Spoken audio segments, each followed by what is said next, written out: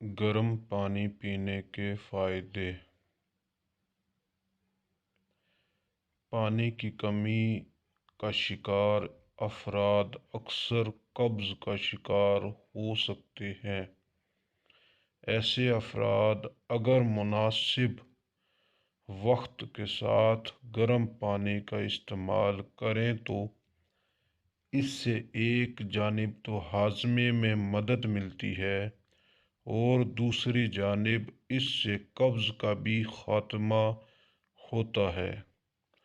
आम तौर पर माहिरीन के मुताबिक सोने से कबल और सुबह निहार मुँह गर्म पानी का इस्तेमाल मैदे की सलाहियत में इजाफ़ा करता है।